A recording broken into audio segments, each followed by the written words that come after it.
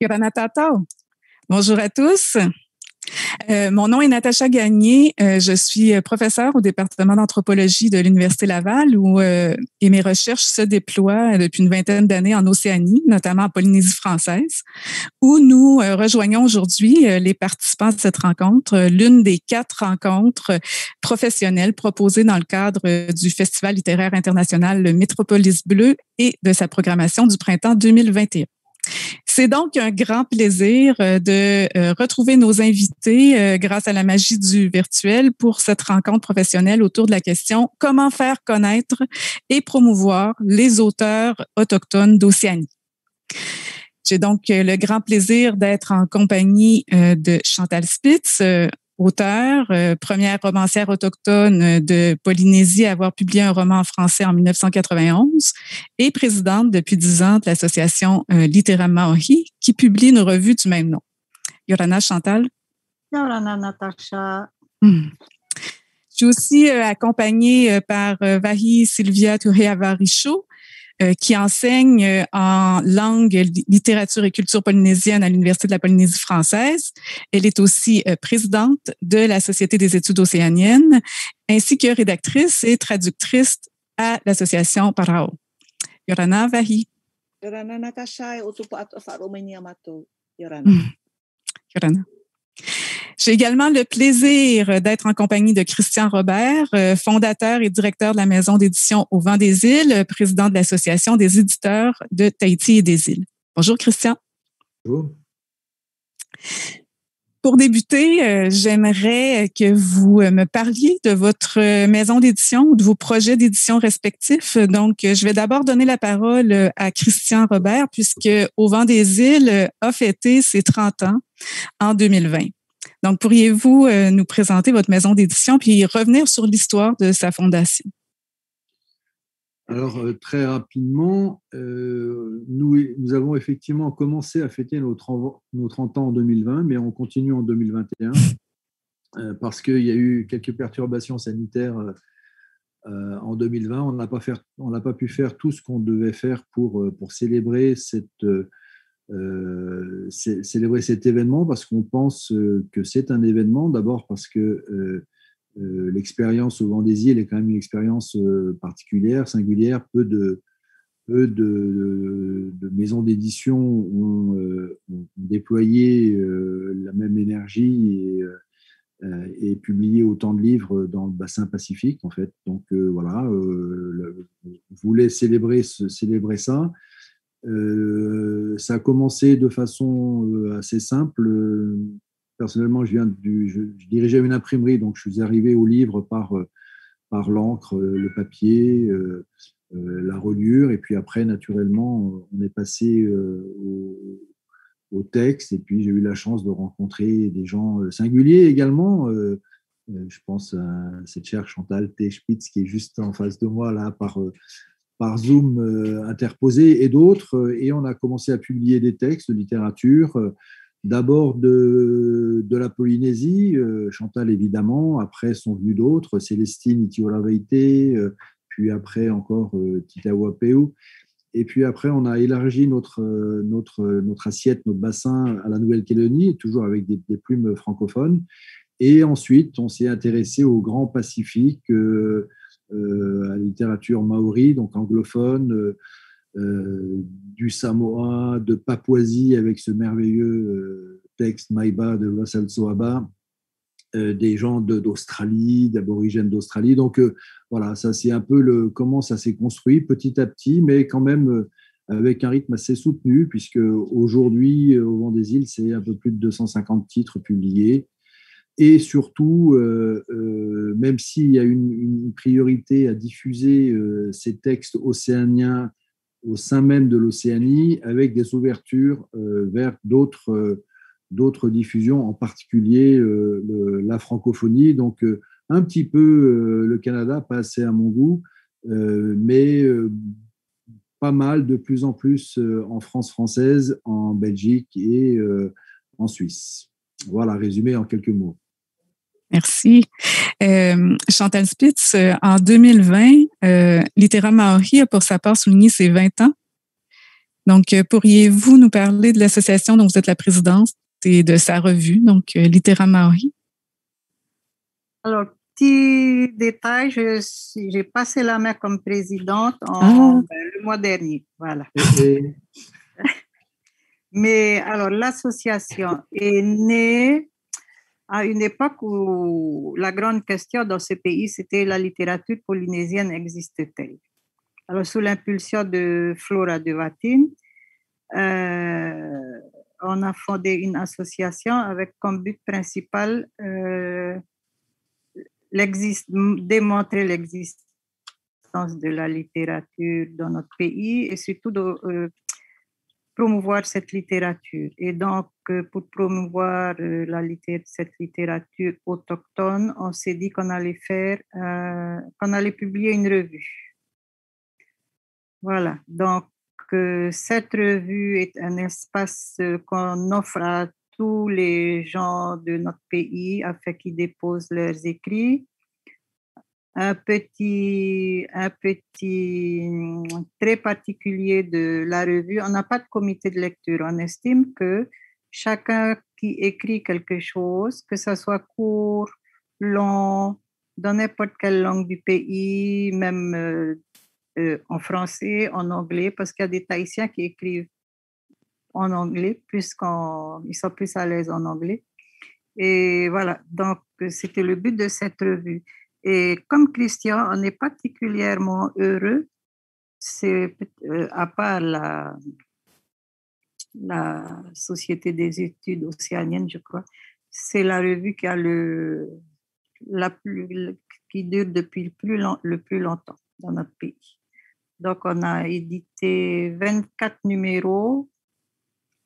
On a eu aussi l'honneur de publier le premier poète tahitien dont le manuscrit a été retrouvé il y a quelques années en France, Ernest Salmon.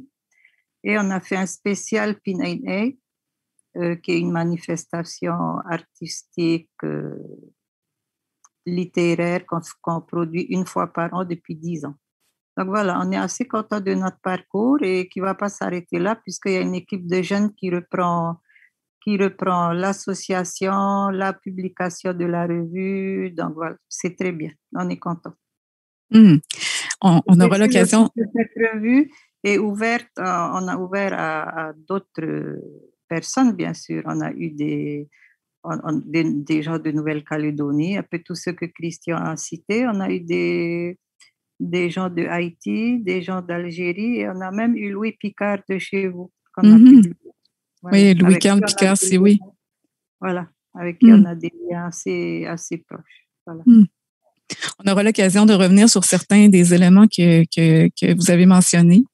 Je vais maintenant me tourner vers Vai Touré Avaricho. Donc, en 2015, vous avez créé l'association Parao, qui a déjà publié 7 ouvrages depuis sa création. Pourriez-vous nous en parler? Oui, comme tu viens d'entendre avec mes 2 collègues, Christian et Chantal, nous sommes en Polynésie et notre but numéro 1, c'est de faire valoir les langues polynésiennes. Donc, l'écriture en langue polynésienne et, sur demande des auteurs, une traduction de ces langues en français ou l'inverse, du français à traduire en tahitien. On est vraiment dans cette problématique de valorisation, diffusion, communication de tout ce qui se fait en Polynésie à partir de ce que j'appellerais des gens sans voix, qui ont du mal à trouver des éditeurs qui puissent répercuter ce qu'ils ont dans leur ventre. C'est important. Et donc, c'est un peu la particularité de Parao. Il y a ça, il y a cet aspect des objectifs de Parao, mais aussi valoriser toutes les expressions en mode de, comment on dit, pas seulement l'écriture, mais aussi les moyens audiovisuels. Si on peut mettre des choses sur des sites, on a commencé sur Amazon, mais bon, on est obligé de reculer parce que c'est pas quelque chose qui nous satisfait, mais on va trouver moyen de mettre nos productions, notamment en langue tahitienne, avec la voix et les expressions, peut-être sur des entreprises locales qui pourraient nous donner des produits consultables par tous en Polynésie comme hors Polynésie. Donc, Ta'atir Aprau, il y a cet aspect-là aussi, deuxième. La troisième chose, c'est que s'il y a des scientifiques qui veulent publier chez nous parce que ils ont choisi de se faire publier ici localement et non pas des grandes revues scientifiques comme il en existe partout dans le monde.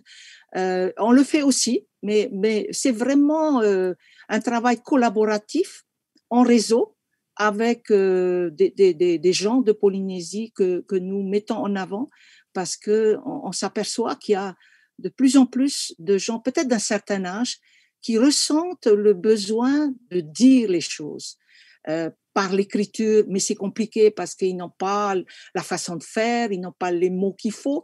Et nous faisons ce travail de mettre des mots, de mettre une forme à leurs expressions premières, et ça prend beaucoup de temps, si bien que nous sortons peut-être un livre par an, si ce n'est pas deux. Tout dépend de ce que nous recevons. Donc voilà, vous avez compris que c'est une jeune association qui existe depuis 2015. Depuis que moi personnellement, nous sommes sortis des éditions Harrepo, qui est à Pignon sur Rue, que tout le monde connaît. Et cette expérience acquise dans une société qui est à Pignon sur Rue nous a permis de voir autrement les choses et de permettre à nos gens dans les îles, puisque je suis des îles, de nous rencontrer et de vouloir aboutir des projets qui ont du mal à trouver une forme comme ils le veulent. Est-ce que c'est assez clair comme ça? Oui, ben là, vous abordez un enjeu qui est très important, qui est un enjeu relatif aux langues. Donc, puis à la traduction. Donc, peut-être je vais donner aux spectateurs là, quelques éléments.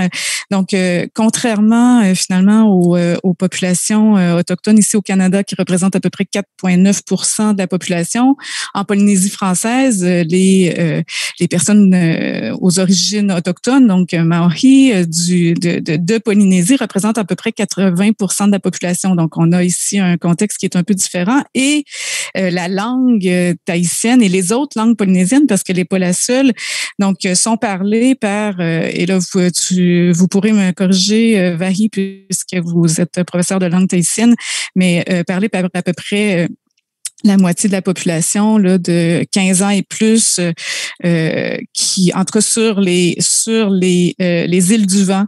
Donc, c'était le pourcentage qui déclarait comprendre, parler, lire, écrire une langue polynésienne. Donc, il y a là un auditoire, disons, qui est assez important. Donc, peut-être je vais donner la parole à Chantal sur cette question des langues.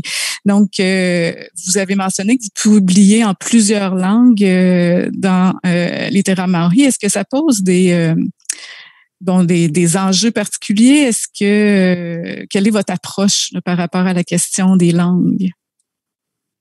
Alors, contrairement à Sylvia, le but de notre association, c'est pas de promouvoir les langues ou de les défendre. Notre objectif principal, c'est de promouvoir la littérature en général, c'est-à-dire en toutes les langues qui sont pratiquées dans ce pays. On n'a pas de focus sur les langues autochtones, bien que on publie bien sûr des textes en tahitien, en ariva, en paumotu, en marquisien. Voilà, mais ce n'est pas le but premier de l'association. Notre objectif, c'est vraiment la littérature dans son ensemble. Et la littérature dans son ensemble en tant que littérature qu'on définit nous-mêmes. On refuse de laisser encore l'extérieur définir ce qu'on appelle littérature, c'est-à-dire une littérature polyforme, polylingue, voilà. Et on n'a ni minimum ça peut être 3-4 lignes, hein, peu importe. En fait, c'est un endroit où les gens viennent déposer ce qu'ils ont dans le ventre. S'ils ont besoin de déposer 3 lignes, on prend les 3 lignes. Si c'est 10 pages, on prend 10 pages. Bon, il faut éviter que ce soit 50 pages aussi. Voilà, donc tout ce que les gens ont à déposer, on accepte. La seule barrière qu'on met, c'est au cas où quelqu'un s'attaque à la dignité de quelqu'un d'autre. Voilà, ça ne nous est jamais arrivé. Voilà. Donc, on a des gens qui ont publié une fois parce qu'ils avaient juste envie de dire ça ce jour-là. Donc, ils nous ont envoyé un texte. On a des gens qui ont publié quelques fois, d'autres plusieurs fois, certains régulièrement. Donc, voilà, c'est un peu... voilà, c'est un espace où les gens déposent ce qu'ils ont envie de partager. Voilà, c'est exactement ça. Mais sans privilégier une langue plus qu'une autre. D'accord. Alors que Vahi, dans votre association, il y a un objectif de valorisation davantage, peut-être, des langues polynésiennes? Oui, c'est la promotion à travers les langues, c'est la culture polynésienne au sens française orientale, mais aussi la culture polynésienne, la Grande Polynésie, pour ne pas dire océanienne. C'est vraiment quelque chose pour nous qui compte, en particulier pour favoriser les apprentissages, les enseignements en langue S polynésienne, en milieu scolaire, dans tous les associations sportives, horticoles, tout ça. Tout ce que fait en langue polynésienne, nous sommes absolument, nous avons un focus particulier pour ça parce qu'on se rend compte qu'il n'y a qu'ici qu'on peut dire des choses comme on le pense en langue. Ce qui ne veut pas dire que le français est dédaigné, loin de là. Parce que le français, nous publions des textes en français, mais ce n'est pas quelque chose parce que d'autres éditeurs, et nous avons des exemples, pas publier des textes en français traduits en tahitien, mais donner la priorité à l'expression tahitienne, je dirais, de souche, c'est vraiment quelque chose auquel nous tenons et on espère que ça va durer parce que nous avons des manuscrits sur lesquels nous travaillons en ce moment. Le premier jet est en tahitien, mais il demande aussi à ce que ça soit traduit en français. Mais je vous dis, le problème, c'est que les gens ne savent pas trop écrire. Alors, quand on parle de littérature, c'est un grand mot, mais c'est quelque chose qui sort d'eux et que nous mettons en valeur par notre petite expérience, par notre expertise, pour que ça soit quelque chose de construit, de bâti et qui puisse, être lu par n'importe qui. Pas seulement les Polynésiens ici, mais partout dans le monde, puisque nous avons un Facebook où nous mettons nos livres et les gens peuvent les regarder jusqu'en métropole ou ailleurs. Voilà, c'est vraiment la particularité peut-être de Pro, et j'espère qu'il y aura d'autres qui allons œuvrer dans ce sens, parce que on se rend compte que la loi d'ailleurs qui vient d'être votée en métropole, le 8 avril dernier, va tout à fait dans le sens de la valorisation et la promotion des langues. Nous sommes contents que cela soit entendu en haut lieu, et maintenant, il nous appartient, peut-être parce que je suis enseignante et la majorité des gens qui enseignent sont forcément des gens dans l'éducation, dans l'enseignement. C'est ce qu'on a remarqué, mais maintenant, ça touche tout le monde. Même des pêcheurs nous rencontrent, des jeunes qui ont sorti des... Alors, l'expression première ici, c'est la poésie. On aime beaucoup écrire ce qui est court, Chantal l'a souligné, des choses courtes. Mais nous, on tient à ce que ça soit construit. C'est ça. Il y a quand même une exigence, pas académique, mais une exigence qui tient au fait que nous sommes conscients qu'il y a un lectorat à respecter, qu'il y a des demandes aussi de gens qui veulent apprendre le tahitien et on ne peut pas faire n'importe quoi avec ces langues-là. Merci. Christian, maintenant, aux éditions... Natacha, si je peux, c'est peut-être une différence qu'il y a entre les deux associations et vraiment la personnalité même de la revue Littéralement. Et peut-être la façon que les membres de l'association ont d'approcher la littérature. Pour nous, la littérature, elle n'a pas, en tout cas, la littérature autochtone de ce pays, dans ce qu'elle a, ça doit être l'expression des gens. C'est pour ça qu'on refuse de corriger, de mettre en forme, pour éviter justement d'encore nous enfermer dans des normes qui viennent d'ailleurs. Voilà, ça, on refuse. On refuse que les normes qui viennent d'ailleurs dirigent encore, nous enferme encore dans une espèce de carcan qui nous empêche de nous exprimer. Justement, en mettant ces carcans autour de nous, c'est ce qu'on a vécu à l'école. Il faut mettre le verbe, le sujet, le complément. Après, il faut mettre le point, il faut faire des paragraphes. On estime qu'on n'a pas à entrer dans toutes ces normes, qu'elles ne nous concernent pas. Nous, ce qu'on veut, c'est que les gens qui ont envie de s'exprimer puissent s'exprimer. Et je pense que le pari est gagné puisque la revue est quand même, enfin, elle n'est pas quand même, la revue est réellement étudiée dans plusieurs universités du monde, en Europe, aux États-Unis, je ne sais pas si c'est le cas au Canada, mais c'est une revue qui est étudiée dans les universités. Donc, on se dit que, voilà, après, si. Alors, évidemment, il y a deux choses. Il y a cette revue qui accueille les écrits de tous ceux qui ont quelque chose à dire, même si c'est Kathleen, comme je l'ai souligné. Après, il y a la partie, comment je dirais, la partie individuelle de chacun qui publie dans la revue, qui là est tout à fait personnel. Par exemple, moi, je publie au Vent des Îles. Donc, c'est une autre, bon, je change pas ma façon d'écrire, mais c'est autre chose. Là, c'est un travail plus élaboré, plus je sais pas quoi. Voilà. Mais sinon, la revue, c'est vraiment, vraiment l'espace où on dit que la littérature autochtone de ce pays nous appartient. On la fait comme on veut, on l'écrit comme on veut. Si ça peut paraître incorrect en français, eh bien, ça paraît incorrect. Ce n'est pas le souci. Donc là, vous avez un peu des approches qu'on pourrait dire peut-être complémentaires. Je vais laisser... C'est ça, ça permet j'imagine, de faire exprimer différentes personnes et de différentes façons. Je vais laisser peut-être la parole à Christian. Donc, aux éditions Au Vent des Îles, vous faites un important travail de traduction en français et aussi de rayonnement. Vous avez mentionné tout à l'heure là, certains auteurs maoris de Nouvelle-Zélande, par exemple, des Samoans, des Fidjiens, des Papous. Donc, vous avez publié des gens très connus, notamment Patricia Grace, Witi Himaira, Albert Wendt.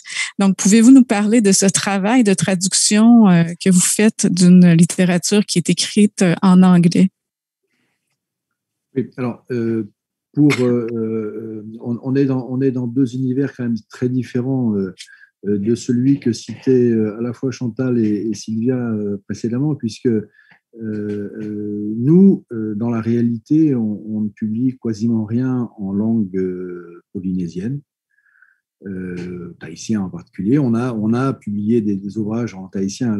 La réalité, c'est que nous sommes une entreprise et que forcément, la vente des ouvrages, c'est ce qui nous permet d'assurer le fonctionnement de l'entreprise. Et force est de constater que tous les ouvrages qu'on a publiés en langue tahitienne ne se sont jamais vendus. Il a fallu vraiment beaucoup de temps pour le faire. Et dans le même axe, les auteurs océaniens que nous traduisons n'écrivent pas en langue. Ils écrivent aussi, encore que Witi, quand il publie Sleep Standings, il est traduit en maori par un locuteur maori. Donc, tous ces auteurs qu'on traduit, ils écrivent en langue anglaise. D'accord ? Donc, on est dans un autre registre, j'allais dire, presque littéraire, même si j'aime beaucoup la vision de Chantal qui a été reprise par Sylvia ou vice-versa, d'avoir quelque chose dans le ventre. Et je crois que c'est d'avoir quelque chose à exprimer qui vient du ventre et que c'est en fait, c'est un peu la raison d'être aussi d'une entreprise comme celle de Au Vent des Îles que de proposer au reste du monde, alors effectivement, en utilisant un support, un vecteur qui est la langue française, pour toucher beaucoup de gens, mais de ce qu'ont les gens au fond de leur ventre dans cette grande région qu'est l'Océanie. Alors après, on peut discourir sur la façon dont cette envie de dire elle est plus ou moins autochtone. Ça sera peut-être l'objet d'autres questions. Ce qu'il y a de sûr, c'est que nous, on fait ce travail et on donne l'accès à un lectorat à des textes qui sont effectivement Maori Nouvelle-Zélande. Alors, je crois que c'est important, je l'ai signalé très rapidement tout à l'heure en introduction, mais Patricia Grace, puisque tu la cites, ce qui l'intéresse le plus, c'est pas trop d'être lu à Paris, c'est d'être lu à Tahiti.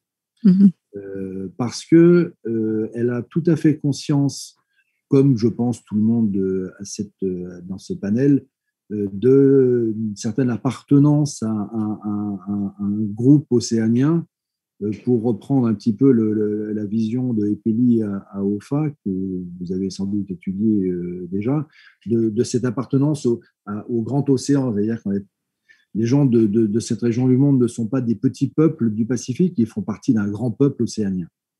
Et ça, c'est quelque chose qui est important.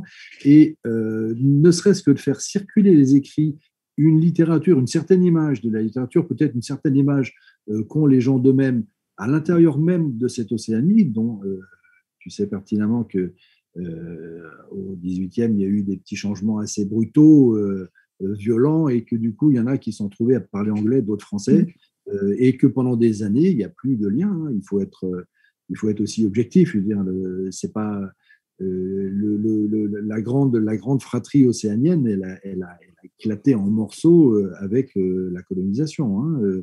Mais depuis, elle se reconstruit. Donc, je crois que c'est quand même la première exigence et la première volonté d'immenses auteurs comme Patricia, mais comme Whitty, comme Albert, bien sûr, mais aussi des gens comme Russell Soaba et d'autres, et y compris, j'imagine, elle nous confirmera si je me trompe, Chantal ou Dewe Gorodé ou d'autres auteurs francophones qui ont envie aussi que leur voix trouve un écho dans le grand océan, chez les aborigènes d'Australie. De même, les aborigènes d'Australie, lorsqu'on publie Marcia Langdon, je pense que l'expérience aborigène est intéressante pour tout le reste de l'Océanie. Est-ce que j'ai répondu à peu près à ta question ou... Oui, mais donc la littérature, c'est donc une façon pour vous de refaire du lien en Océanie, de transcender ces grandes séparations qui ont été en grande partie dues à la colonisation. Alors, c'est effectivement une réalité, et derrière, et c'est quand même là où il ne faut pas non plus tout idéaliser, et on est tout à fait conscient qu'on a une réalité qui est purement économique aussi.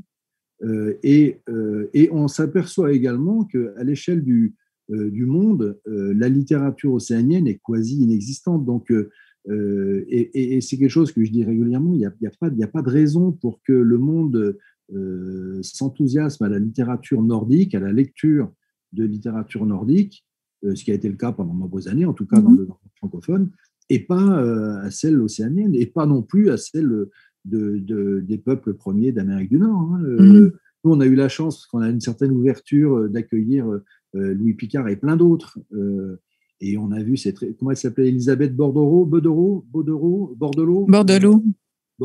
et bon, tout le monde était emballé mais c'est des gens qu'on ne connaît pas. Alors, vous avez Rodney Saint-Éloi et Mémoire d'Encrier, qui quand même fait un gros travail de diffusion. On est du reste diffusé par le même diffuseur en France. Ah.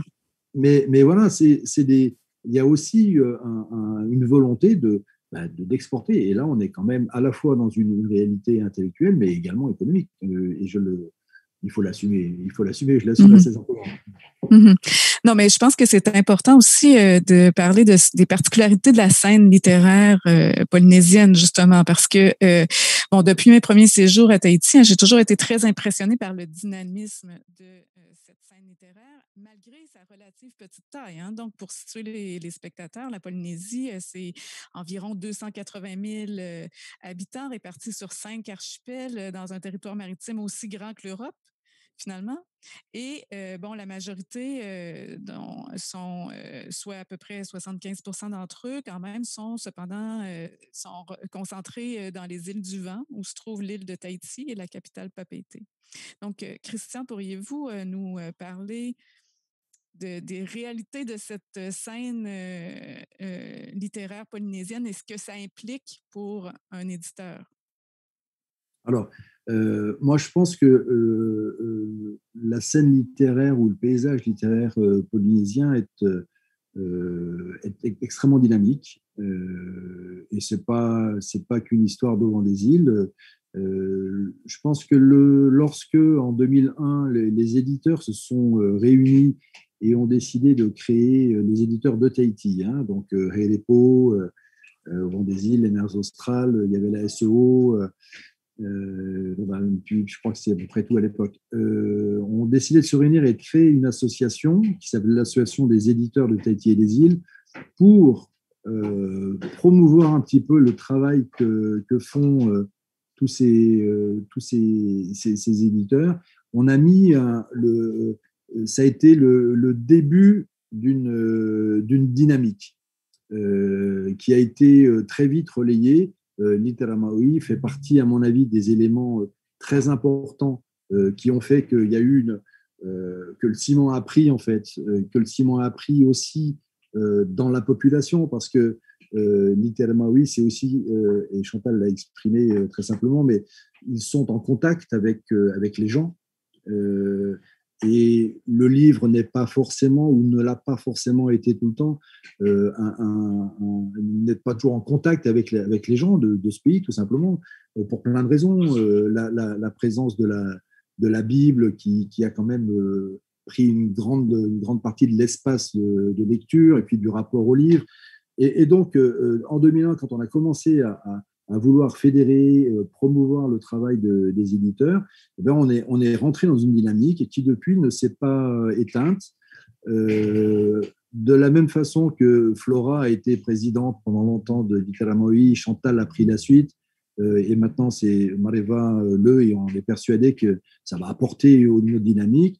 Et dans la même façon, dans la même continuité, l'association des éditeurs va changer de fonctionnement, d'intervenants, et on amènera encore autre chose. Mais je pense qu'aujourd'hui, le rythme est pris, et je pense qu'il y a une force qui emmène tout ça. Donc, qui fait que, pour répondre précisément à ta question, le paysage littéraire en Polynésie aujourd'hui est de l'ordre du dynamique. C'est quand même entre 40 et 50 nouveautés par an.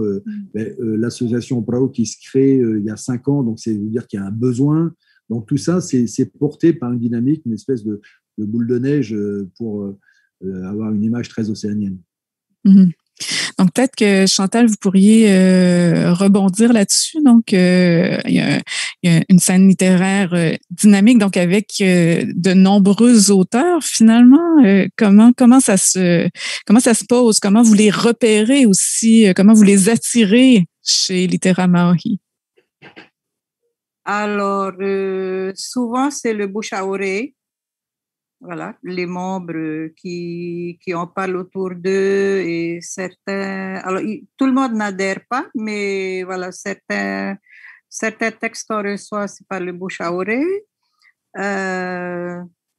Sinon, alors, je voudrais revenir un peu sur quelque chose que Christian a dit. On est en contact avec les gens. Et aussi, c'est un moyen pour nous de récupérer des textes, mais on est en contact avec les gens parce que à l'association, on part du principe que si les gens ne lisent pas, c'est pas tellement parce que c'est pas que parce qu'il y a la Bible ou parce que le livre est cher, c'est parce que le livre nous a toujours été présenté à l'école comme quelque chose presque pas de divin, mais presque hors catégorie. C'est pas un objet. Ça fait pas partie des objets, le livre. Quand tu vas à l'école, un livre, c'est pas un objet, c'est un livre. Donc, il a une place à part. Mm-hmm. Voilà. C'est quelque chose de mystérieux, et les gens ont un peu une appréhension à accéder au livre. Ils se disent, c'est pas pour moi, ou je suis pas capable de lire ça. Donc, partant de ce principe, on s'est dit qu'on va porter la littérature là où les gens sont, pour qu'ils voient que finalement, c'est rien du tout, c'est juste raconter des histoires ou dire les choses qu'on a au fond de soi. Donc, pendant des années, on est allé une fois par mois au marché de Papeete, au grand marché de Papeete, où on a fait des lectures pendant 2 heures. Ensuite, on a fait Bon, après, ça s'est plus bien passé parce que la direction a changé. Donc, on est parti, on a essayé la place de la cathédrale. Et puis, la crise sanitaire est arrivée. Donc, voilà, ça s'est arrêté là. Mais ça, c'était aussi une façon d'apprivoiser, de faire apprivoiser la lecture. Mhm. Il y a ça. Et c'était quoi déjà la question? Ben, c'est ça, comment vous les attiriez, les auteurs. Peut-être que Vahi puis Christian auront des choses, des expériences différentes. Il y a aussi cette difficulté. Peut-être que Vahi a affaire à ça, peut-être Christian aussi. Non, Christian, c'est autre chose. Mais il y a aussi ce sentiment que écrire, c'est pas pour nous. Ça fait des décennies qu'on nous bassine les oreilles avec la culture orale, qu'on est de culture orale, que l'écriture, c'est pas pour nous, que le livre, ça fait pas partie de notre culture. Je suis même pas persuadée que les instances de ce pays sont persuadées que l'écriture, ça fait partie de notre culture. Voilà. Et donc, on a un peu de mal avec les gens. Ils disent, ah, mais moi, je suis pas auteur. Je dis, tu as écrit 3 lignes, tu as signé, oui. Je dis, alors, tu es un auteur. On va pas aller. Ah oui, mais j'ai pas publié de roman. Je dis, mais c'est pas un problème si tu n'as pas publié de roman. Tu as écrit quelque chose et tu as signé. Tu as fait œuvre de création. Tu es un auteur. Un auteur, c'est quelqu'un qui écrit quelque chose et qui signe. On n'a pas dit qu'il fallait faire le roman ou quoi, parce qu'on garde quand même en tête que le roman, c'est vraiment le truc, voilà, c'est le haut de la littérature quand même, parce que c'est ce qu'on nous a appris à l'école. Je ne suis pas tout à fait d'accord avec, mais bon, c'est pas grave. Et donc, on a un peu de mal parfois à persuader les gens de nous donner ce qu'ils ont, parce qu'il y a plein de tiroirs dans les maisons qui sont remplis de papier ou de cahiers. Ben oui, parce que les Polynésiens écrivent depuis longtemps. Il y a aussi le problème que souvent, et ça se voit depuis toujours et encore aujourd'hui, souvent, ce qu'on écrit en tahitien n'est pas considéré comme une littérature avec un grand L, parce que justement, ça répond à aucun canon occidental. Donc, j'ai dit ça, alors pour répondre un peu à ta question, enfin pour bifurquer un peu, on a publié entre 100 et 200 auteurs. On a plus de 1000 pages quand on fait le compte des 24 numéros. Plus de 1000 pages, c'est plus que la Bible. Et entre 100 et 200 auteurs. Mais la plupart des gens ne vont pas s'imaginer aller donner un manuscrit à Christian Robert. Peut-être à Sylvia, à Vahi, peut-être. Mais à Christian, il y en a peu qui osent, même parmi ceux qui écrivent en français. Il y en a peu qui osent franchir le pas. Les tiroirs des maisons sont pleins de cahiers. Et maintenant, c'est les ordinateurs qui sont remplis de textes. Mais voilà, c'est comme ça. C'est un peu compliqué d'avoir des textes parfois, mais on y arrive. Et Vahi, quelle est votre expérience par rapport à ce que disait Chantal? Ça dépend ce qu'on appelle par littérature. Moi, j'ai la chance, on va dire, ou le malheur, de travailler sur 2 aspects. L'aspect scientifique, donc c'est la Société des études océaniennes, où nous avons des contributions à caractère scientifique, littéraire, philosophique, environnemental, et tout ça arrive chez nous, et nous avons ce gros travail, Christian connaît, d'éditer un bulletin. Au départ, c'était une trentaine de pages, même pas, et maintenant on en arrive à 250. Le prochain, il va être énorme. Et il y a vraiment, on sent que les gens sont attirés par cette forme de participation à une écriture, à une littérature qui porte des connaissances, des savoirs. Et ça, nous sommes demandeurs. Quand je dis nous, c'est la SEO. C'est d'ailleurs son nom, Société des études océaniennes, qui dépasse largement le cas de la Polynésie, parce que nous avons des contributeurs métropolitains et maintenant de plus en plus néo-zélandais et peut-être samoans. Et vous avez une section littéraire. Vous avez des textes parfois qui sont littéraires. Ah oui, des textes littéraires. Et nous avons un comité de lecture qui est fait par des personnes qui suivent ça très sérieusement. Donc, cette expérience-là profite et apporte ce regard qui nous permet d'explorer autre chose. C'est ce que, je pense, peut apporter sans aucune velléité, ou parce que Christian Robert, lui, il publie énormément. Nous, c'est pas tant de publier que de faire connaître un peu comme Chantal, mais pas des petits textes. Ça serait vraiment quelque chose qui est construit autour d'une idée, d'une thématique et qui tient la route. Et alors la langue, c'est toujours la langue. Nous avons reçu même des enregistrements pour vous dire. Les gens nous disent voilà, je veux que ça soit publié par vous, mais débrouillez-vous. Alors on passe des heures à transcrire ce qu'ils ont dit. Alors, c'est un mélange charabia français-tahitien. Alors, quand j'entends Chantal dire on publie ce qu'il dit, c'est impossible. C'est impossible de décrire ce que les gens disent. À la fois en français, tout d'un coup, il y a le tahitien qui arrive, ça repasse en français, mais il y aurait de quoi dire pour les scientifiques à étudier un peu l'esprit polynésien dans ce modèle d'expression orale et qui apparaît dans l'écriture. Nous avons accepté de faire ce travail-là. On se rend compte que ça nous bouffe du temps, ça nous prend du temps. Mais peut-être que ça vaut le coup d'essayer au moins de sortir quelque chose qui ressemble au parler d'aujourd'hui. Parce que pour les Canadiens qui nous écoutent, bonjour à vous, c'est que les langues polynésiennes, c'est mélangé actuellement. Comme on trouve en Nouvelle-Zélande, il y a le English Maori, comme on trouve chez nos confrères hawaïens, ils appellent ça American Hawaii. C'est vraiment ça aussi, l'Océanie, c'est cet océan de langues. Et nous, on dit non. On peut pas cautionner ce genre de choses parce qu'il y va de l'avenir, de la survie d'une langue ou des langues dans la pureté, parce qu'il y a une pensée qui s'élabore derrière. Il y a quelque chose qui parle à l'affect des gens, au cerveau des gens, et par respect, on fait un tri. On fait un tri, mais on reçoit toutes sortes de documents. Alors, pour répondre à ta question, quels sont les gens qui nous contactent? Un peu tout le monde, parce qu'on finit forcément par nous faire connaître, mais de bouche à oreille. J'appelle ça Radio Cocotier, ça marche très bien. Et nous sommes contactés parce que les gens nous font confiance. Ça, c'est très important. Les gens ont confiance en vous. Donc, le contact direct entre l'éditeur ou celui qui... et les auteurs compte parce qu'on est testé. Je sens, les Polynésiens de souche qui nous contactent, ils nous mettent à l'épreuve, ils voient jusqu'où on peut aller, ce qu'on dit, il faut que ça colle à ce qu'ils pensent. Et on a découvert ça avec des personnes qui sont d'un certain âge et qui, expérimentent ça. Et je ne sais pas si Christian le vit, mais nous, on le vit tout le temps.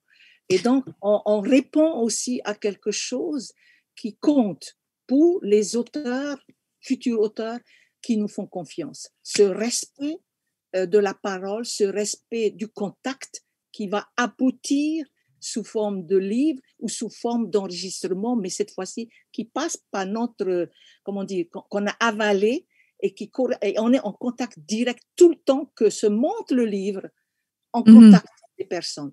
On ne fait jamais un livre tout seul. C'est toujours la personne en permanence qu'on fait ça. Et c'est donc ça devient un travail.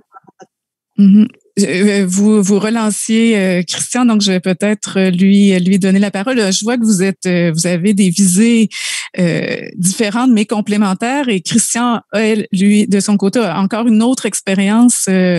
Donc peut-être nous parler de comment les gens viennent à vous, puis comment vous travaillez avec eux, là.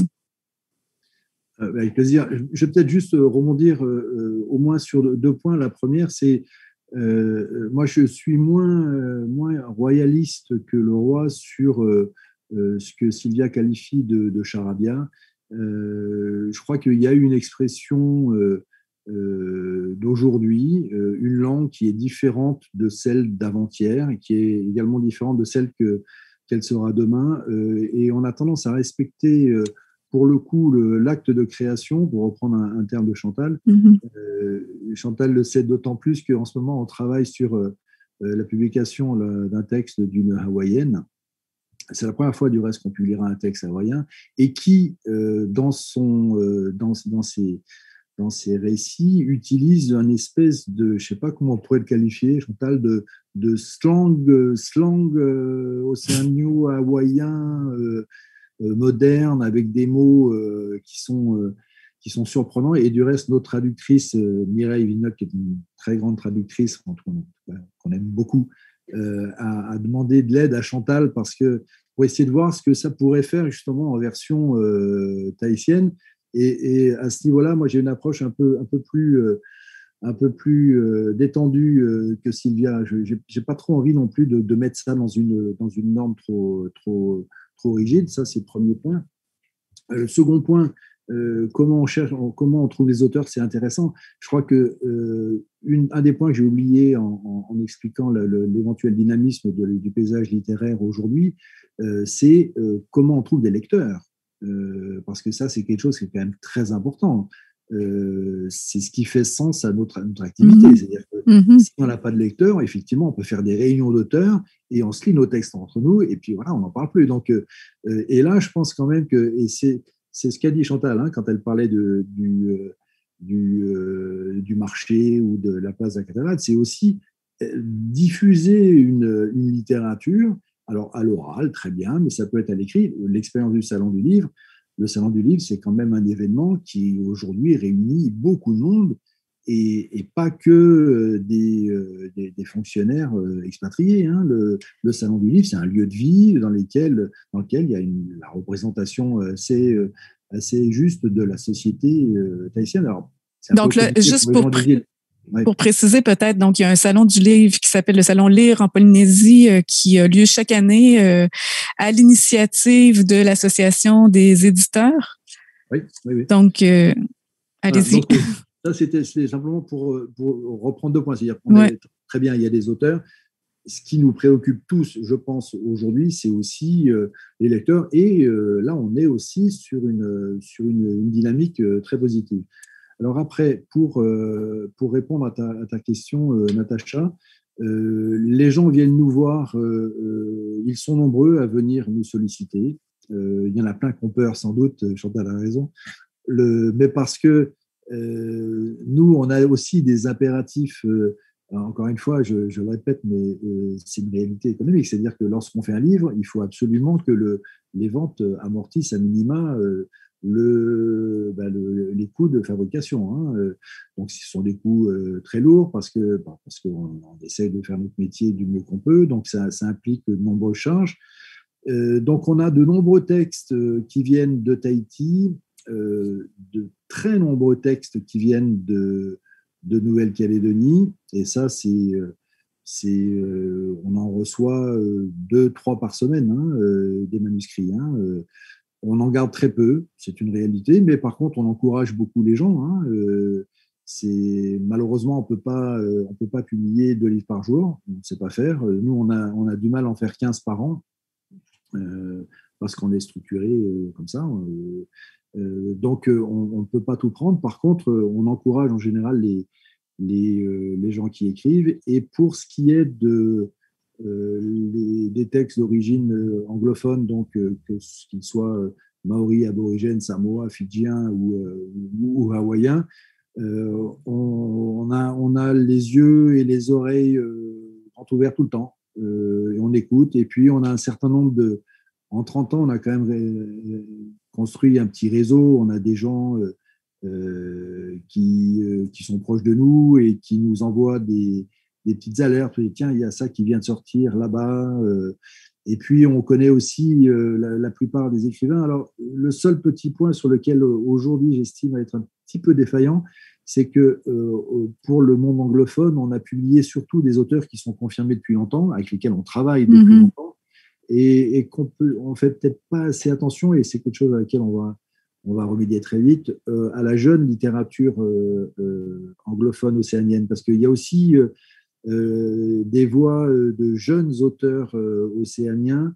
Les jeunes auteurs tahitiens, ils sont là, mais ils n'osent pas trop venir, encore que on a publié un texte un peu iconoclaste l'an dernier d'un jeune polynésien qui s'appelle Mouraro, et qui a une voix très, très singulière, très différente.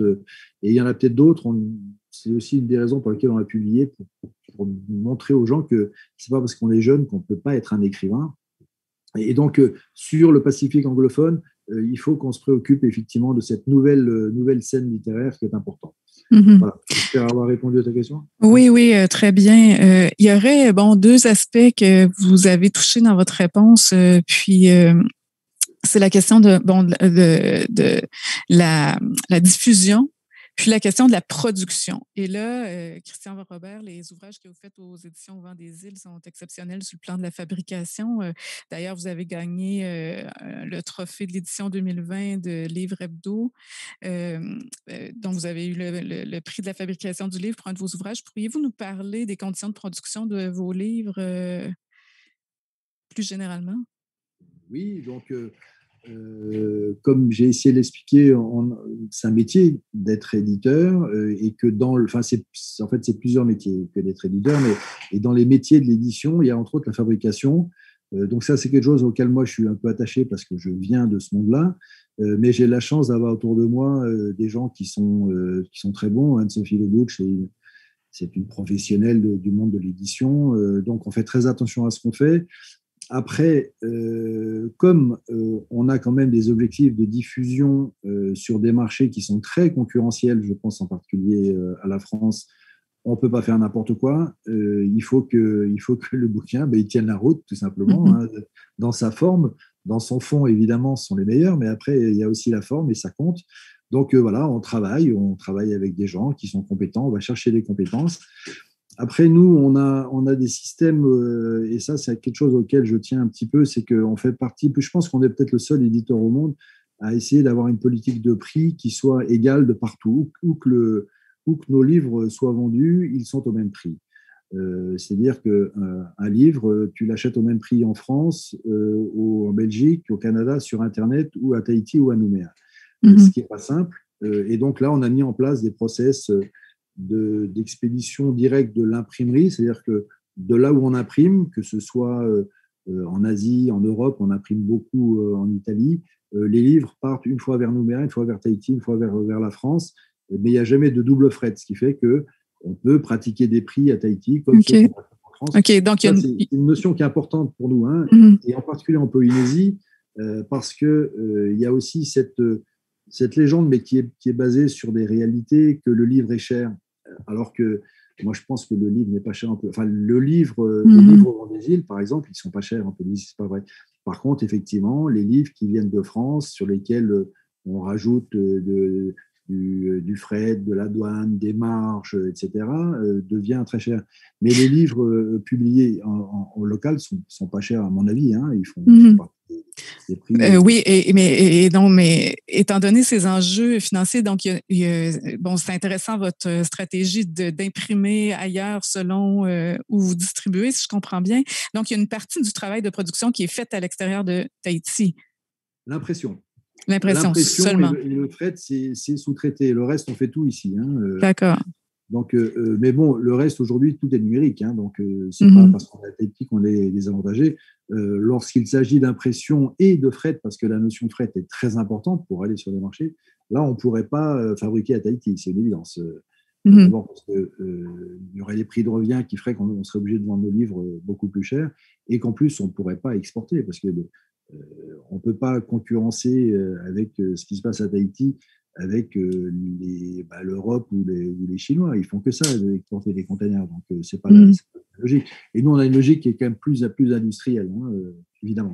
Alors, pour juste compléter très rapidement la diffusion, nous, on est diffusé ici, c'est nous qui nous occupons de notre diffusion, donc en librairie, grande surface, et dans notre showroom où je suis actuellement, sûrement.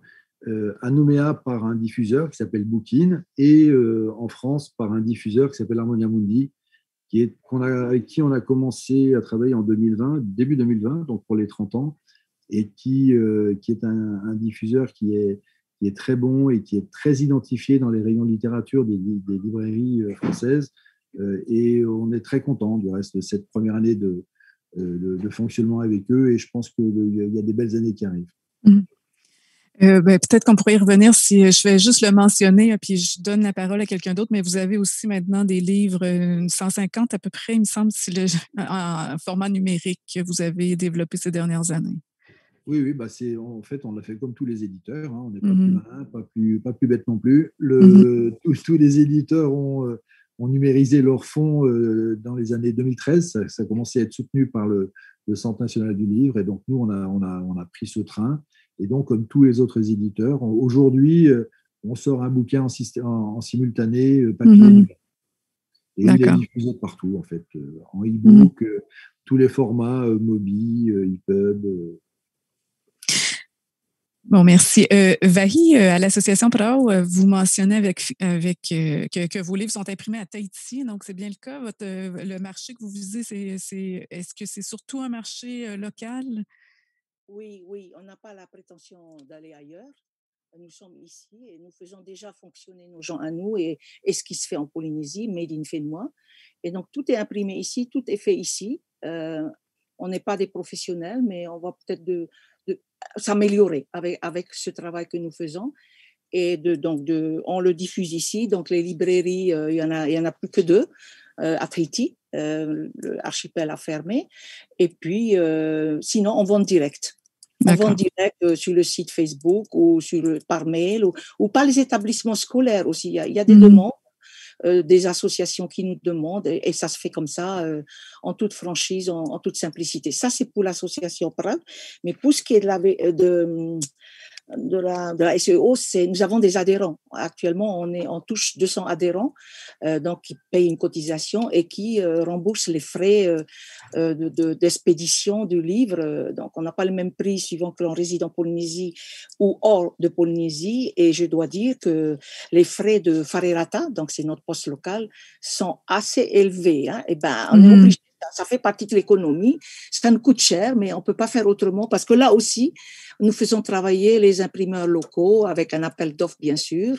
Nous avons des maquettistes aussi qui travaillent pour nous et c'est vraiment quelque chose. On est content parce que ça se passe bien, mais on demande une subvention au pays pour ce qui est de la SEO.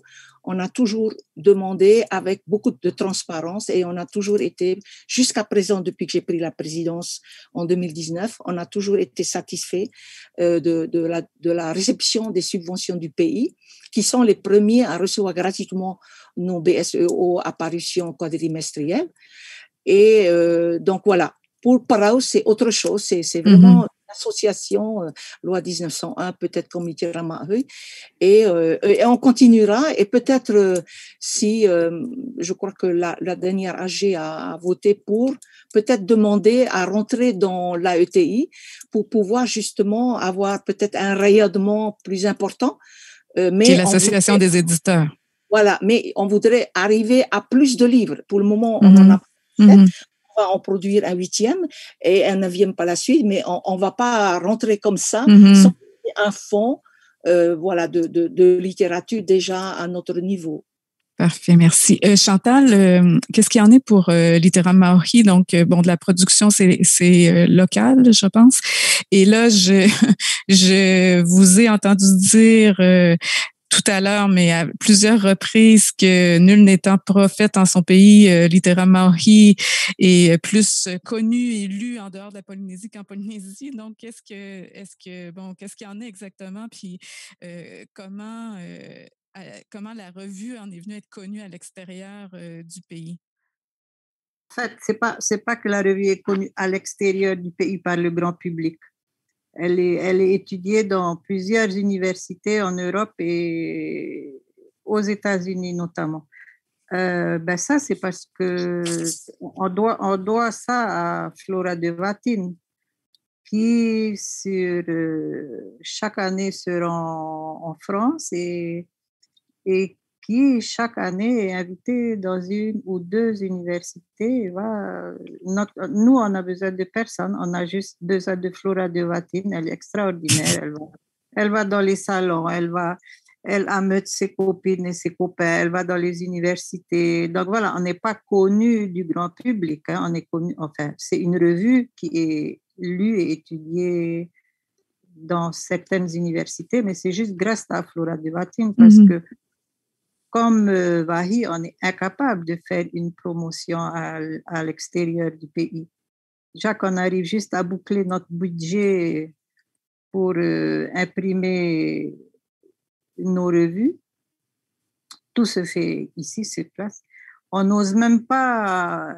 Il y a des gens qui nous demandent d'acheter nos revues, mais le prix du fret est presque aussi cher que le prix de la revue. On trouve ça tellement ridicule qu'on dit non. On peut pas faire, voilà, on peut pas doubler le prix d'une revue à cause du fret. On est un peu. Alors, on préfère dire non, on peut pas que demander un prix exorbitant aux gens. Il y avait. Voilà, donc, on fait notre petite salade ici. Contrairement à Vahi, enfin à la SEO, on n'a pas de. Dès le départ, on s'est dit qu'on allait essayer de se débrouiller tout seul, qu'on n'allait pas demander de subvention. Mais là, la dernière AG, on s'est dit peut-être que quand même, on va demander une subvention, ça nous faciliterait un peu la vie. J'aimerais rebondir sur l'importance des salons. Et là, je donnerais peut-être la parole à Christian comme président de l'Association des éditeurs de Tahiti et des îles. C'est quoi l'importance des salons à Tahiti, parce qu'il y en a plusieurs, et littéralement, si je ne fais pas erreur, est responsable de plus petits salons comme celui de Huahine, de Papara, et il y en a d'autres, et celui de Tahiti chaque année. Puis ensuite, vous participez à des salons en France, en Nouvelle-Calédonie. Chantal a reçu d'ailleurs un prix au salon de la Nouvelle-Calédonie. Donc, pourriez-vous nous parler de l'importance de ces salons pour faire connaître ce que vous faites? Bien sûr. Ce n'est pas du tout sur le même niveau. Hein. Donc, le premier niveau, c'est les salons à Tahiti. Donc, je l'ai dit tout à l'heure rapidement, lorsqu'on fait le salon du livre de Tahiti, c'est à Tahiti, et que naturellement, les gens des Tuamotu ou des Australes, il y en a très peu qui prennent l'avion pour venir au salon. Donc là, il y a une problématique, c'est d'amener le livre au plus près de tous les gens de la Polynésie, qui est un territoire dispersé. Il se trouve qu'à Wainé, on a une copine qui est bien implantée là-bas, donc elle donne un coup de main pour que le salon trouve son public à travers. On a surtout un maire qui nous soutient. Et un maire qui est également un copain, donc ça tombe bien, de la copine en question. Et Chantal, en passant. Ah bah oui, c'est Chantal, ça tombe bien. Après, il y a forcément à un moment derrière un salon une initiative humaine, et il faut qu'il y ait quelqu'un qui se bouge. On a eu des très beaux salons à Papara à l'époque où il y avait une autre copine de Chantal qui malheureusement nous a quittés aujourd'hui, mais qui portait le lien avec le maire et puis l'organisation, Eugénie Le Gaïc, pour ne pas la citer, et pareil aux Marquises, pareil ailleurs. Donc, et nous, la ETI, on soutient toutes les initiatives. À l'époque où Sylvia et son charmant compagnon Olivier étaient à Aérepo, ils avaient organisé le salon des Marquises. Et c'est parce que voilà, ils ont mis l'énergie, et on a fait un très beau salon. Donc il y a une problématique en local que d'amener le livre au plus près des habitants. On fait des salons aux Australes avec le monde de l'éducation, on cherche les systèmes depuis de nombreuses années et ça fonctionne plutôt bien. Après, il y a les salons qu'on pourrait qualifier de régionaux. Le SILO, donc le Salon international du livre océanien, qui se tient en Nouvelle-Calédonie, qui se tenait avant à Pointe-Digné et maintenant une fois sur deux Pointe-Digné, Nouméa, dans lequel Chantal a été primée, mais elle a été aussi invitée de très nombreuses fois. Et c'est une fraternité tout à fait particulière qui est celle qui unit les auteurs de Polynésie avec ceux de la Nouvelle-Calédonie, d'abord parce qu'ils sont portés par la même langue, et puis qu'il y a eu des gens exceptionnels. Moi, je pense à Dewe Goredé en particulier, et il y en a d'autres, hein, mais qui ont adhéré à cet esprit océanien. Après, les salons dans le Pacifique anglophone, c'est un peu plus compliqué pour nous. Il y a des liens, mais on y est allé une fois avec Chantal, c'était Brisbane, me semble-t-il, en Australie, mais c'est quand même plus rare, il faut le reconnaître. Et enfin, les salons en France, on attend toujours d'être invité au Canada, mais ça viendra peut-être. Je crois que Flora y est allée pour de la poésie. Mais les salons en France qui sont importants aussi, en particulier pour Au Vent des Îles, qui est diffusé en France, et donc c'est un moment où l'éditeur peut être en contact avec son lectorat, ce qui n'est pas simple. Habituellement, entre l'éditeur et le lecteur, il y a un diffuseur, un libraire, ça fait un petit peu de barrière en fait. Donc là, c'est quelque chose qui est important pour nous et également pour le lectorat de rencontrer les auteurs, puisque lorsqu'on va sur un salon, que ce soit à Paris, à Rochefort ou à Ouessant, il y a souvent des auteurs qui viennent. Et donc, c'est aussi l'occasion pour le lectorat de rencontrer les auteurs. Et comme tu le sais, Natacha, tout le monde est toujours très content de rencontrer des personnalités comme Chantal, à Saint-Malo, mais aussi Patricia, Witty et tous les autres auteurs. Voilà, rapidement. Parfait. Il nous reste pas beaucoup de temps, mais il y a une question très importante que j'aimerais aborder. C'est la désignation littérature autochtone. Donc, et là, je vais passer la parole à Chantal. À quoi ça réfère exactement? Et à Littéra Maori, est-ce que vous utilisez cette appellation depuis le début de votre aventure? Sinon, pourquoi vous l'avez utilisée à un moment? Voilà.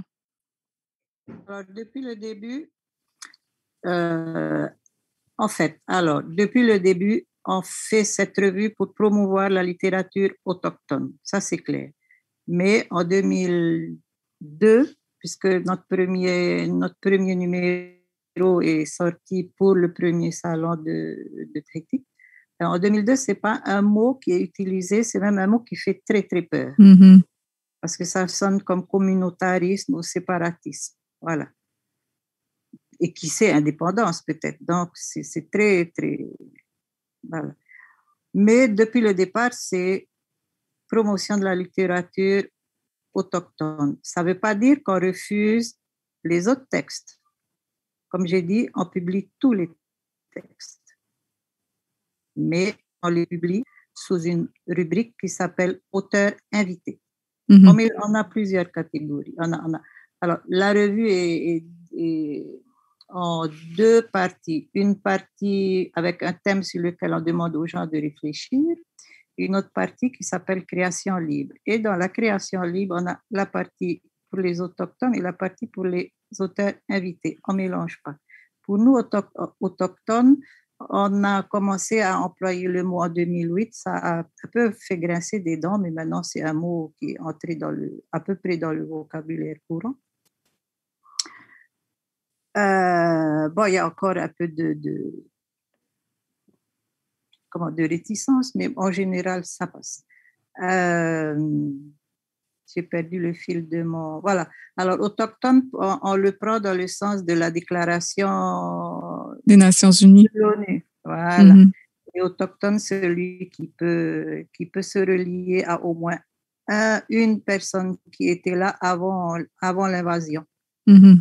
Voilà, c'est ça pour nous, être autochtone.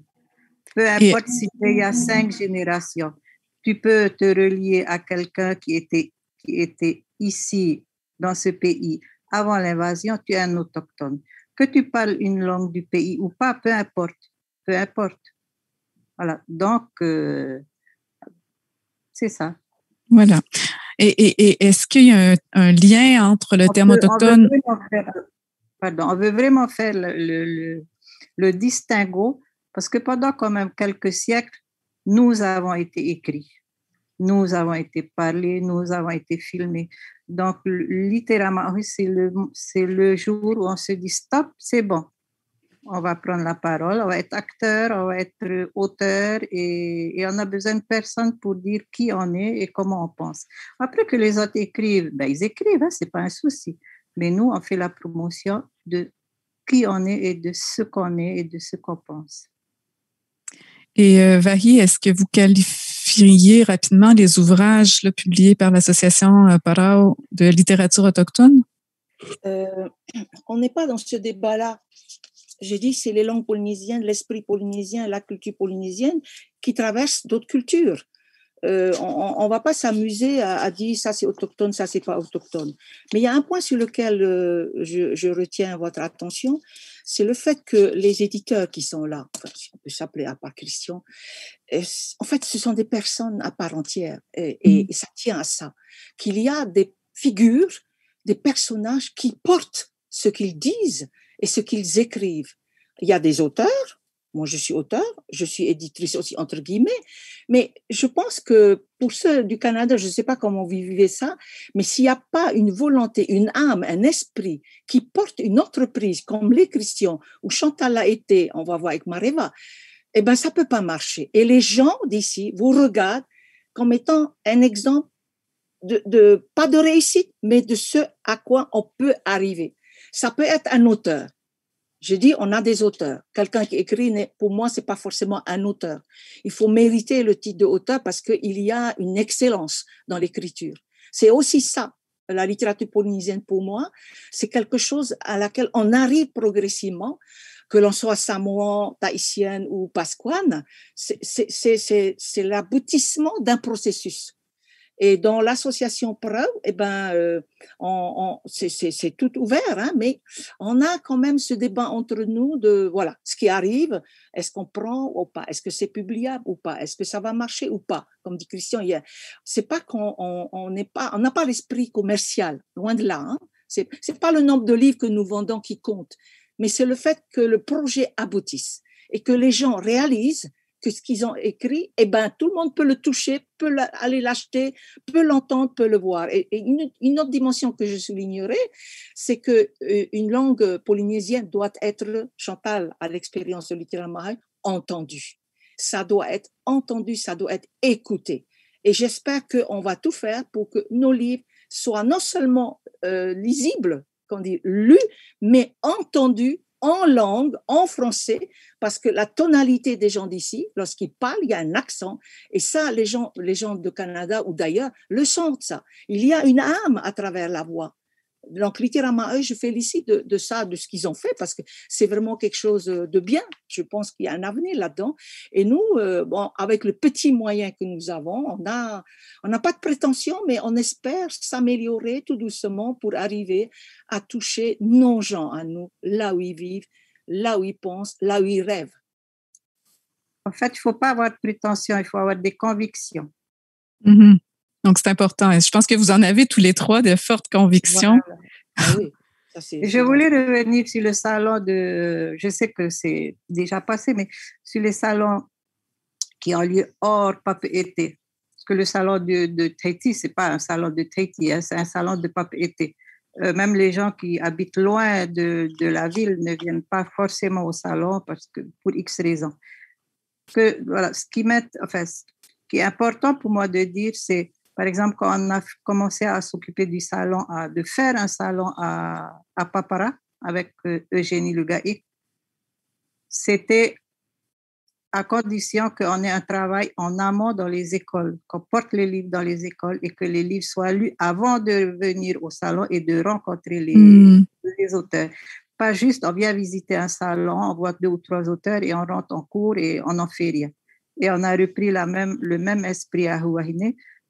Avant qu'on invite les auteurs, merci Monsieur le maire, avant que les auteurs arrivent, il y a un travail qui est fait en amont. Alors, jusqu'à présent, on ne peut pas dire qu'on a eu beaucoup de succès avec les enseignants, mais bon, on s'accroche. On s'accroche et on espère qu'un jour la mayonnaise va prendre. Donc, il y a une question ici aussi de penser à la relève puis de penser aux jeunes. Puis c'est surtout que à Huahine, par exemple, il n'y a aucun lieu où on peut voir un livre, à part le CDI du collège ou les bibliothèques dans les écoles. Personne n'a l'occasion de voir un livre de sa vie à part la Bible. Il n'y a pas de librairie, il n'y a pas de bibliothèque communale. Ça, c'est un projet sur lequel on travaille. Mais quand les gens viennent au salon de Huahine, ils découvrent des centaines de livres parce que les éditeurs de Tahiti, dans leur ensemble, font l'effort et la ETI fait transporter les bateaux. Il faut que les livres viennent par bateau, quoi. Mm-hmm. Et donc, quand ils viennent, ils se disent il y a tout ça chez nous et c'est des beaux livres. C'est pas juste des petits livres rikiki, c'est que des beaux. Toutes les éditions mettent un point d'honneur à fabriquer des beaux livres. Voilà, donc vous avez raison. Ce que je voulais souligner. Oui, vous avez raison de dire que vous faites des beaux livres. On doit malheureusement s'acheminer vers la fin. Pour conclure, j'aimerais, et on aurait pu discuter pendant encore longtemps, il y avait plusieurs autres questions que j'aurais eu à vous poser, mais pour conclure, j'aimerais que chacun de vous mentionniez rapidement un projet sur lequel vous travaillez en ce moment et qui vous tient à cœur. Donc, Vahi? Oui, alors pour la SEO, nous allons sortir un bulletin double, ça veut dire qu'il va dépasser largement les 250 pages, sur les maladies, les épidémies, les pandémies. Et bien sûr, ça fait 1 an qu'on en parle, les journaux locaux publient, mais notre travail à nous, c'est aussi de sortir des archives, des sources historiques qui se trouvent au service du patrimoine archivistique audiovisuel et de les mettre devant le lectorat polynésien, devant nos adhérents, parce que sinon, personne n'a accès à ces archives. Donc, il y a ça. Le prochain, donc, je suis en train de monter les articles, les corrections, voilà, les petits ajouts de dernière minute. Pour ce qui est de l'association PRAO, nous sommes en train de travailler sur un ouvrage sur le Potimarara, l'inventeur du Potimarara. C'est-à-dire le bateau qui attrape le marara, le poisson volant, à une seule personne hors bord, à bord. Alors qu'avant, c'était à pirogue, il devait ramer à plusieurs, il y a un qui pêche et l'autre qui rame et l'autre qui tient la lampe. Tandis que là, c'est vraiment l'inventeur. Donc, on est sur ce travail-là dans PRAO et on passe du temps parce que c'est dans les 2 langues. Alors, le tahitien, on reprend.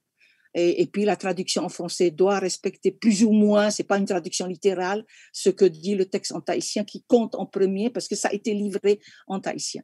Voilà où nous en sommes. Tout ça pour dire que il y a une demande, il y a des projets qui se montent, mais encore faut-il être là au bon moment parce que ici la notion du temps n'est pas du tout le temps occidental. C'est voilà. C'est cool, c'est simple, les relations, voilà. C'est aussi quelque chose dont il faut tenir compte et de passer par une association, ça nous permet d'avoir cette bouffée d'air, cette liberté de prendre les choses comme on vient. Mais une fois qu'on a le projet en main, là, je peux dire qu'on stresse beaucoup. Merci, Vahi. Chantal? Alors, nous, on a décidé la dernière Assemblée générale de s'attaquer peut-être l'année prochaine à un vieux projet qu'on a et qu'on n'a jamais réussi à finaliser. C'est aussi dans les objectifs de l'association, c'est d'organiser un colloque. Bon, pas un immense colloque, ça va être peut-être une journée ou 2 parce que bien sûr, ça nécessite énormément de moyens. Mais c'est un rêve qu'on trimballe avec Flora depuis le début et qu'on n'a jamais réussi à finaliser. Alors, on compte sur la nouvelle équipe, parce que c'est la génération après moi. Il y a eu Flora, après une demi-génération après, c'est moi, et là, c'est 1 voire 2 générations après moi qui prend la relève. Donc, on espère qu'ils auront plus d'énergie que nous et qu'ils vont mener le projet à bien. Bon, vous avez quand même eu vous avez pas mal eu d'énergie dans les dernières années parce que vous avez fait aussi le spectacle Pinainai. Mais là aussi, c'est parce qu'il y a une nouvelle génération qui est entrée. Tu penses bien qu'à Flora et moi, on n'aurait jamais été à Pinainai. C'est parce qu'une nouvelle génération a rejoint l'association. Et là, cette année, on a encore la génération d'après, ça veut dire les 20-25 ans on en a 5 là qui viennent de nous rejoindre et on est très, très, très heureux. Bon, mais c'est un vent d'espoir. Christian? Nous, très rapidement, je l'ai dit tout à l'heure, on travaille pour la première fois sur un texte d'une auteure hawaïenne qui s'appelle Christiana Kauila. Le titre en hawaïen, en américain, c'est This is Paradise. Donc, on travaille dessus et bon, après, on a tous les livres sur lesquels on travaille. C'est beaucoup de travail. Mais celui-ci, c'est la première fois qu'on va s'aventurer si-nord, presque sur la route du Canada. Eh oui, vous êtes en bonne voie pour venir chez nous. Donc, merci à tous de cet échange passionnant sur vos initiatives sur les pratiques en Polynésie française en matière de promotion, de traduction, de diffusion d'auteurs autochtones. Marururoa. Un très grand merci à tous les trois. Je rappelle que cet échange avait lieu dans le cadre des rencontres professionnelles du Festival littéraire international Métropolis Bleu. J'invite les spectateurs à consulter le site Internet de Métropolis Bleu, donc www.metropolisbleu.org/festival 2021 pour visionner les autres rencontres professionnelles et connaître l'ensemble de la programmation. Merci encore et bonne continuation à tous. Merci. Au revoir. À bientôt.